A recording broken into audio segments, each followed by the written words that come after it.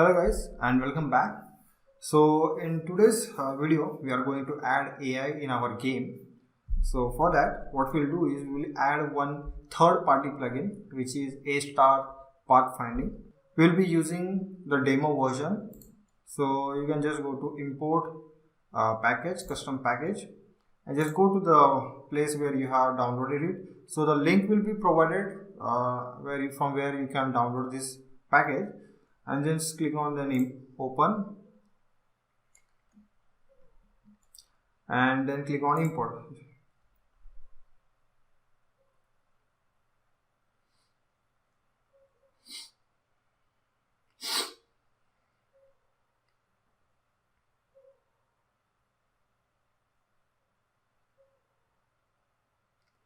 Okay, so once you have imported it, you will get two more this folders. So one will be this A star pathfinding project and one will be this terrain auto updater, right? Now we will add our enemy. So for that, our enemy will be similar to our player. So just select on player and Control D to duplicate it, and let's rename it to enemy. Now enemy will not have a player controller to it, so let's remove it, and it will not have a trigger on this game object. We will be making a trigger which will be child of this game object. So just remove this circle colored 2D trigger one. Then we don't need this character icon as well, right? And let's move our enemy to right, and let's give it the body some different color. So let's make it red. Okay, so for our enemy to follow the path with help of A star pathfinding, we need to add few components to it. So the first component will be AI path. So this will be the script which will detect, or which will be basically follow the path, and it also adds seeker script to it. So in our AI path, let's first make our orientation to be y-axis forward because it is a 2D game, and you can see here this yellow circle you see, it is this AI path radius, this one. So you can increase it, reduce it. Let's set this to be 5.2, little bit bigger than what we have, or we can, okay, that will be fine. Then next is we also need AI destination setter. So basically this script will define the target where our enemy AI has to move. Now we all have all the petrol points here, so we can add any one of them as a target.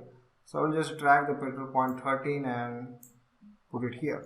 Now before we can click on play and see how it works, we need to add one more thing. So for that we'll create a new empty game object and we'll call this pathfinder.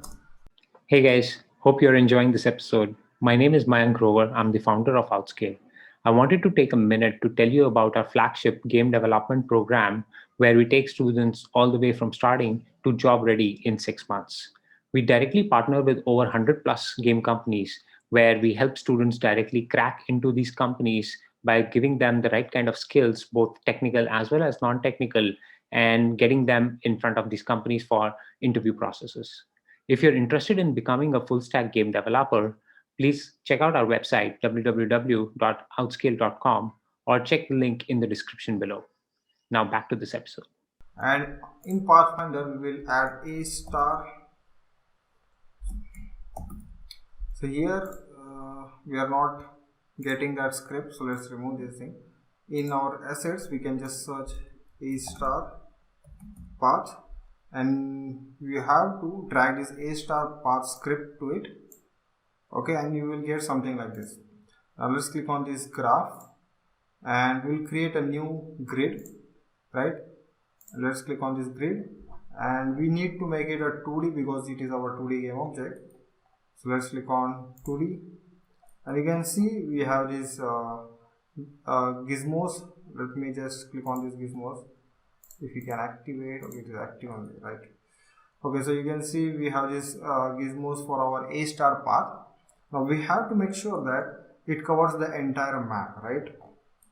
So for that we can do is we can increase the width like this, and depth as well. Okay, and we have to change the centers as well. So let's reduce the Y, try to make it at the center.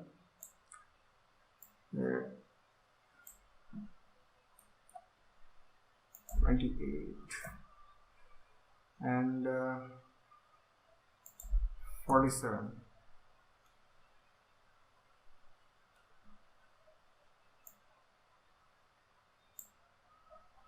Okay, so as you can see here guys, the width and depth, width is 47, depth is 28, and this center is X should be minus 1.2, and like, so you can just adjust it here and make sure that this entire map is inside our this rectangle or our grid.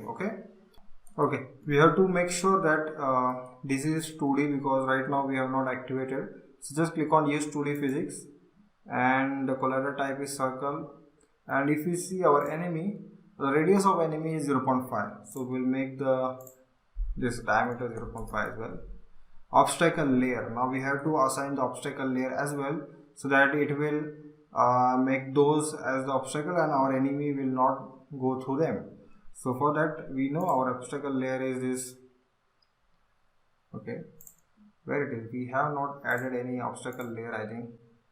So we have given it to minimap layer, which is not. So let's create one more layer. So click on add layer and we'll call this obstacle layer. Select the polygon colliders and change the layer to obstacle layer, and let's save our this prefab. Click on apply all. Alright, now click on path finding. Let's move path finding up here and let's move our player down. Select path finding and select the obstacle layer to obstacle layer, and then click on scan, and you can see once we have scanned this, all this blue area you see here, it is walkable, and all the other area which is not blue is not walkable, right? And go to our enemy. In our enemy, enable rotation, let's set it to false because we don't want to rotate it on Z axis. Then set the next pick next waypoint destination to 0.4, slow down distance to 0.5, and this end reach distance to 0.45, and maximum speed to be 3. Now let's save all these things and click on play, and this time it should work. So let me pause this thing. As you can see here guys, our AI is here, our destination here, and you can see this line, it shows the path our AI will be following. So let's unpause this and let's see how it is following. It should not get stuck anywhere. Okay, so you can see our AI was able to follow the path. Now what we have to do is we have to set the destination of our AI at runtime, right? So for that we will have to add a script. So let's in our character, let's create a new C# script and let's call this enemy controller.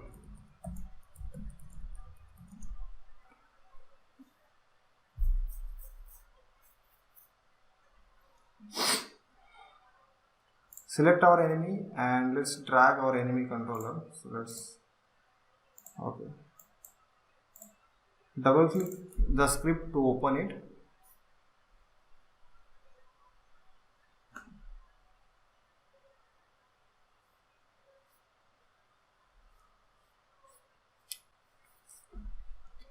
Let's add the namespace Outscal. Okay. Now to access the third-party plugins script A* path finding, we need to call using path finding, and we need references to two components. So if we go and click on our enemy we have AI path. So AI path is basically the script which handles all the logic of moving from the current AI position to the destination, and then we have this AI destination setter which sets the destination. So we need reference to both of them. So what we can do is we will create a variables for them.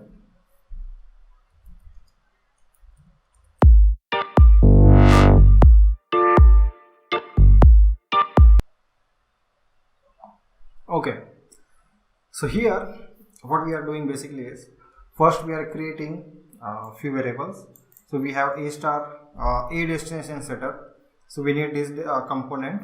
Then we have a AI path, so we need this component as well. Then we have this float time to complete task.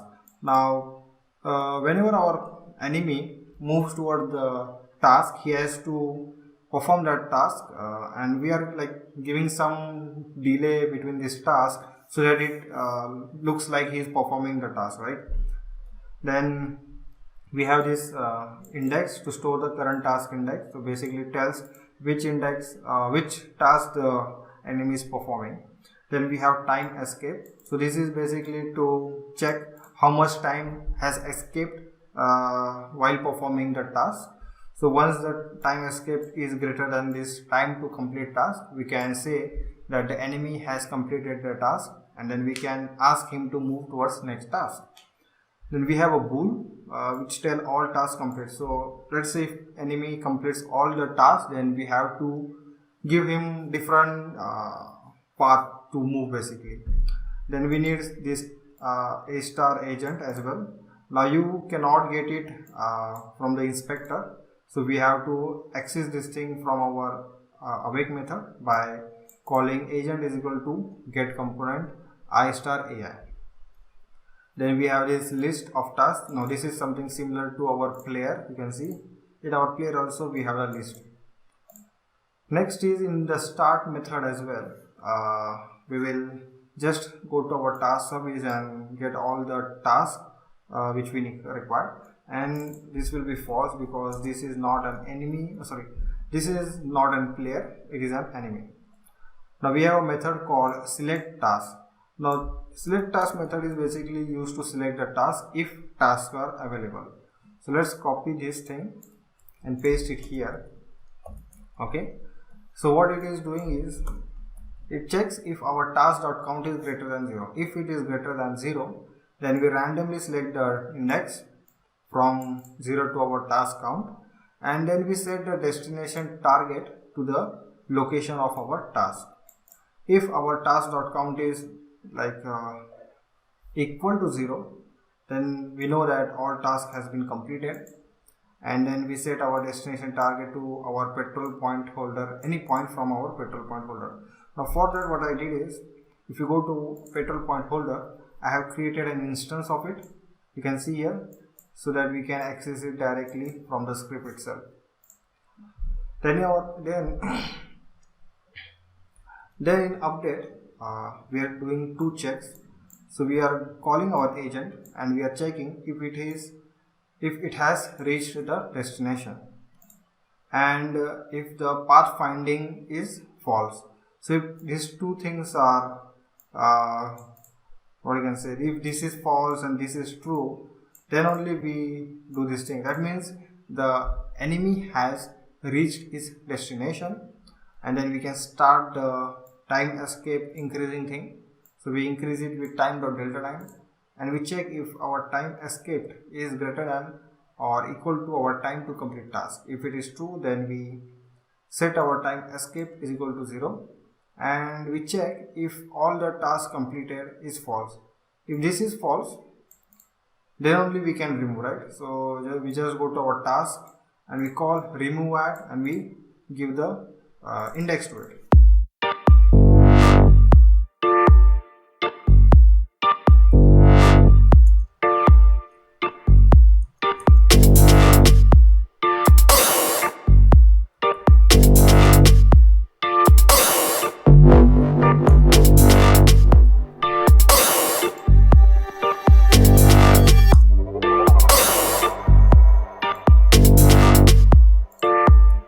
Okay.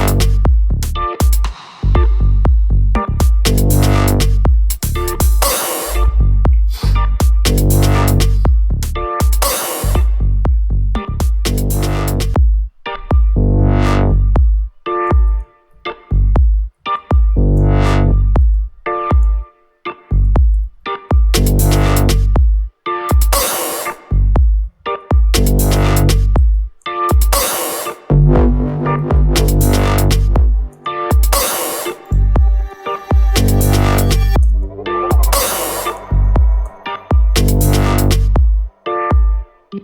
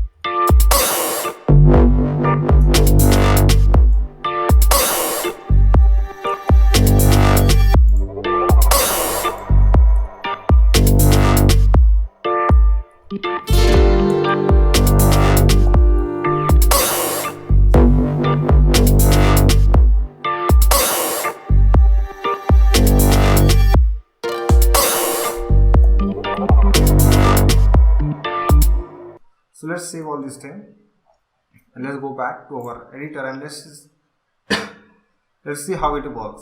So let's first assign our AI destination setter and AI path. Time to complete task, let's say 2 seconds, and let me just click on play and let's see how it works. Okay, first what we'll do, let me just, so let's remove the target first. Okay, so now click on play and let's see how it works.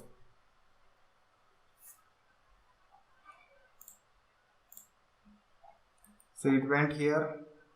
Now after 2 seconds it has selected a new target, so it is going to this task, and after completing 2 seconds it will go to here. So you can see our AI is now moving on its own. It's going to the task which is assigned to him and completing them.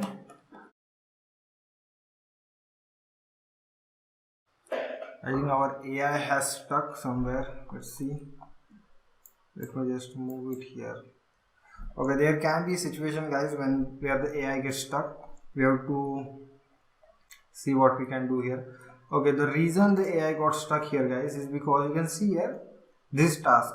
This task is also assigned to our player, and because of that this task has a circle collider active.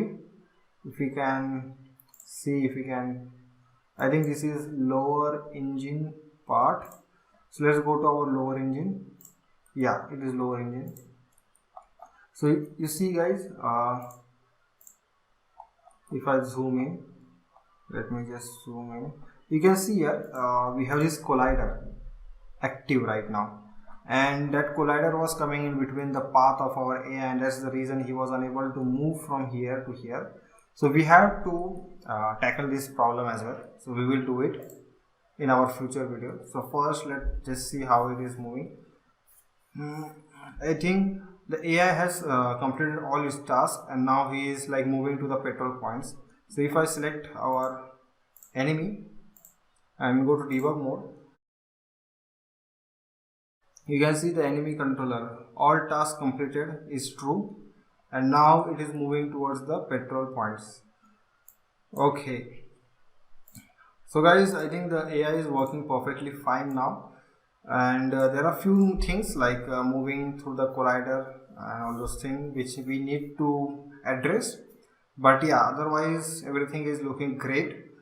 So in the next video we will try to basically add few mechanics of imposter like killing and all those things.